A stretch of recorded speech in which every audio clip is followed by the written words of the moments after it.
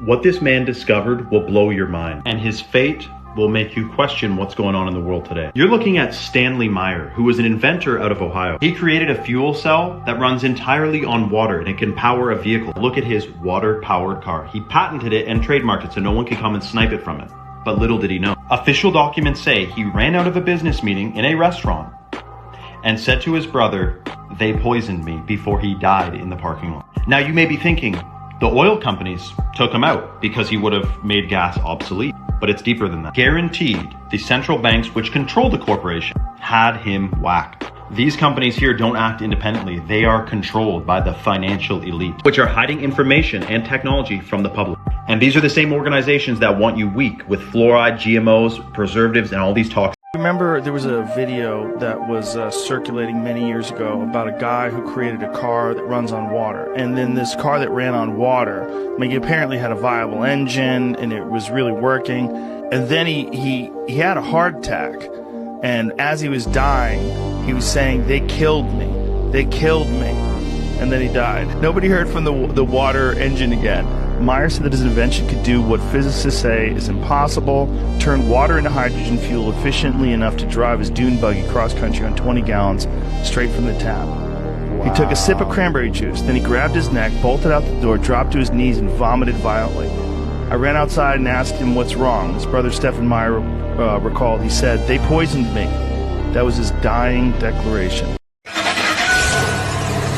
Aaron Salter Jr. wore many hats in his life. Retired police officer, substitute teacher, but one of his true passions was science.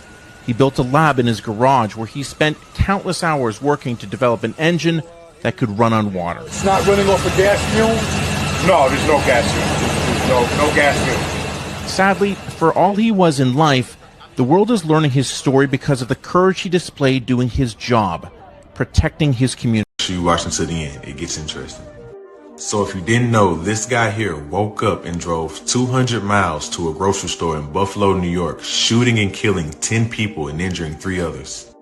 Now, among the people who were killed was a guy named Aaron Salters, and this is where things get a bit interesting. Now, what caught my attention about this is that Mr. Salters was just on the news about a month ago explaining an invention he made, which was an engine that runs completely off water, no fuel needed. A completely hydrogen fuel system. And we all know what happened to the last person who decided to come forth with an invention similar to this one. Possible active shooter at the top. Before Buffalo police rushed to Tops Friendly Market Saturday, there was Aaron Salter, the security guard, killed as he served and protected. Aaron Salter, 55, retired Buffalo police officer. Loved electric cars.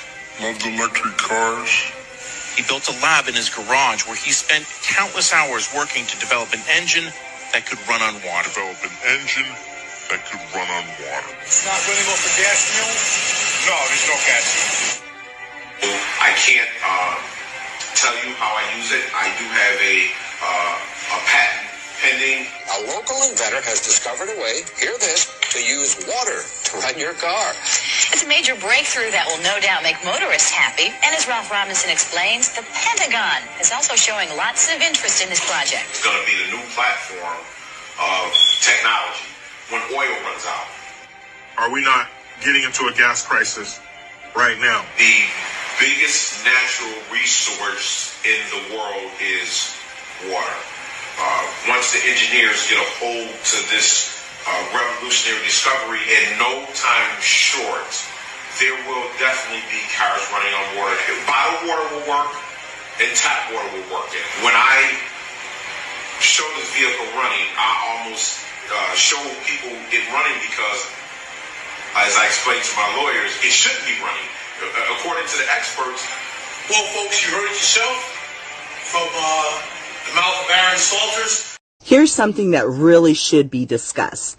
Everyone's talking about Elon Musk and Twitter or Bill Gates and his GMO farming. But no one, and I mean no one, on any social media website I have seen is discussing how Walmart, who also owns Walmart Realty, for years has been purchasing land from coast to coast here in the United States that has and only has natural water deposits under the earth. Well, what does that mean, though?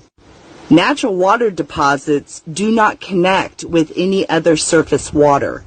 Therefore, the land that Walmart is purchasing does not fall under the absolute dominion law. Nice little legal loophole. Government controls the public water access, and Walmart controls the private sector. This is Ghislaine Maxwell's Terramar Project. According to the New York Times, Terramar was a, quote, opaque organization that had no offices and gave no grants to other organizations. But what was the Terramar Project? However you feel about the creatures in the ocean, the more of them that we have, the better, the healthier, and the more resilient is our ocean.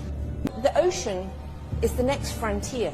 It's the next big debate. It's the next big grab of space. The person who has been the inspiration behind the Sustainable Oceans Alliance, who has something called Terramar Project, she controls the oceans around the world. And therefore I invite my dear friend, Ghislaine Maxwell, to tell us how we can own the oceans. You have 3 seconds. Thank you. I'll do my best.